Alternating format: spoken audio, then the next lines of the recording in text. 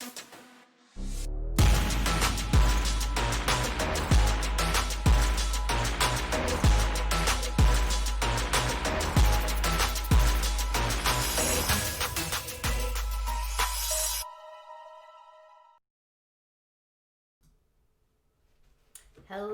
everyone. How are you guys? It's Katie. Welcome to my channel. I am so excited you guys are here with me today. I've got more images over here. Look at how funny. Hi Jim, Bob, and Michelle. Look, Michelle's in the corner going, I'm joyfully available. Okay.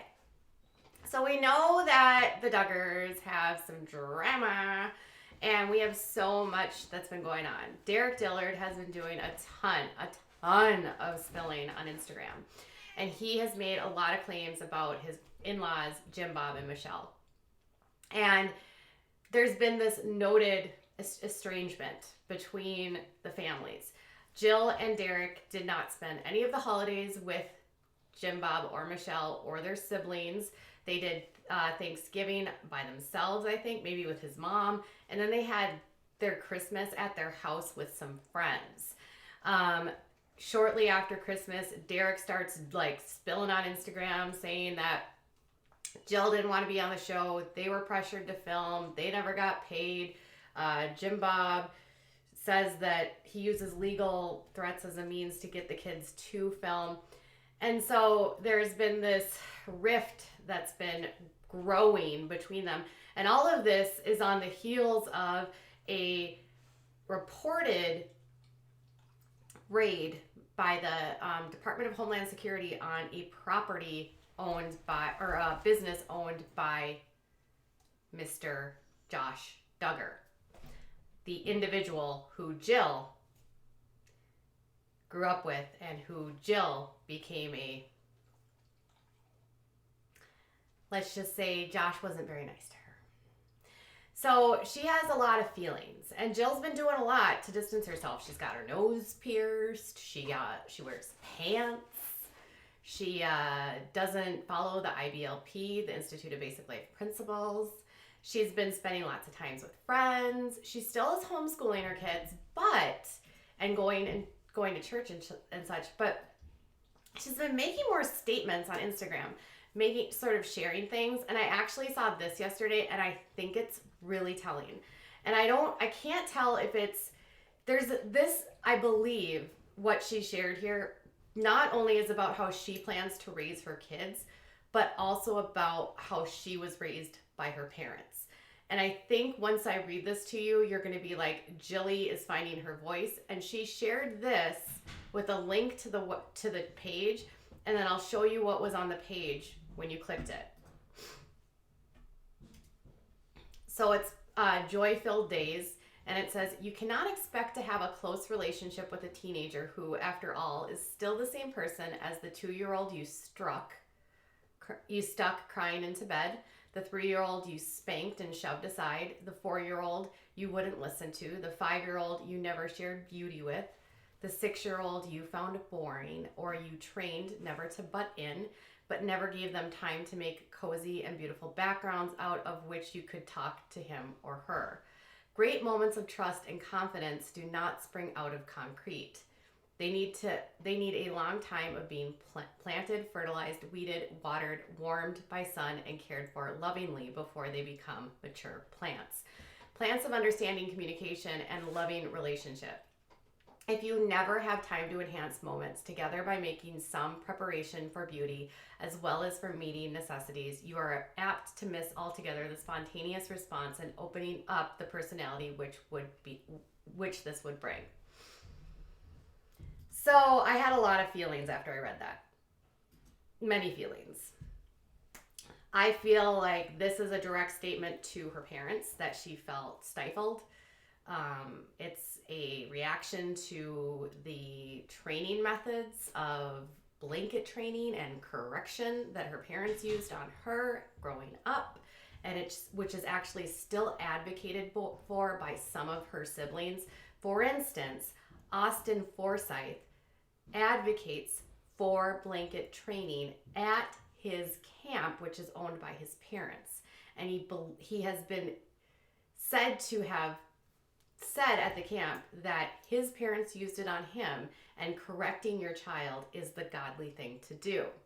That's how they justify it, okay? They also have all of these rules about what they can think and what they can watch and what they can wear and what they can do. And all of that means that you are not fostering creativity in the brain. You are not allowing the child to grow into this plant that she's talking about. They're trained, she and her siblings were effectively trained to wear certain clothes, look a certain way, speak a certain language, believe certain things, be terrified of the world, not allowed to watch a lot of secular TV, not allowed to listen to secular music, not allowed to dance, not allowed to wear pants, not allowed to do a lot of anything. There wasn't interaction around peers as much because they didn't have like this family church that they went to. There was a lot of isolation for her growing up, and that probably made her feel very trapped and unable to grow. And so perhaps the plant growing out of concrete is the flower that we see today of Jill, broken yet still beautiful and paving her way through. I know that people will say, well, Katie, you're reaching, but I don't think I'm reaching here, because it's clear that she doesn't necessarily want to say things outright. She doesn't want to make a statement verbally, but she's been dropping little things like this on her Instagram for the last few weeks, ever since Derek spoke out about her parents, and ever since Derek exposed the fact that her parents and her have a division, ever since he said Jill is not allowed at her parents' house unless Jim Bob gives her permission. So I believe what she's doing is trying to tell the world how she feels without directly saying what it is that she feels, but in a way that's still not cruel or mean. And I think what she's doing as well is also telling people that this is not how she's going to raise her kids. So it's twofold. I'm not going to do what my parents did. I'm not going to stick my kids into a box. I'm not going to brainwash them with these beliefs. I'm not going to make them do these specific things. I'm not going to do it. I'm going to have a husband that has a law degree. I'm going to work if I want to work, because she is working. She has she's got Amy Duggar told us that she's compensated when she does promotions for her 3130 shop, which if you haven't checked it out, Amy Duggar's 3130 shop is amazing. And then there's also these things about, her husband has been like, if you want to work, you can work. If you want to do things, you want to do things. And when people have asked her, like, don't you want to do something else? And and she's just sort of clapped back and said, you know what, this is what I'm doing right now, and I'm totally okay with it. But I think we underestimate the fact that she has a platform of almost 1 million million followers, maybe more than 1 million, on Instagram. She's working.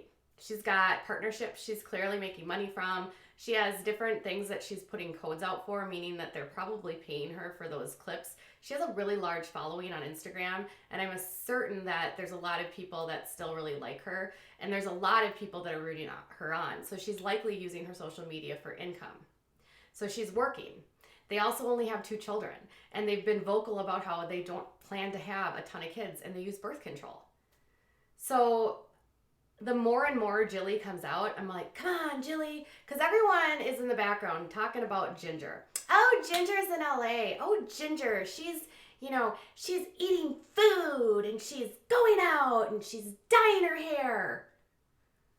But Ginger is still married to Jeremy, who's very conservative, and Ginger is still very connected to her parents. And while she might be ventured out and away from in LA, she still hasn't separated herself in the same way that Jill has. And maybe it's been forced on Jill, but Ginger has just played this very towing the line. And her husband still believes very much in that patriarchal view that her parents believe in.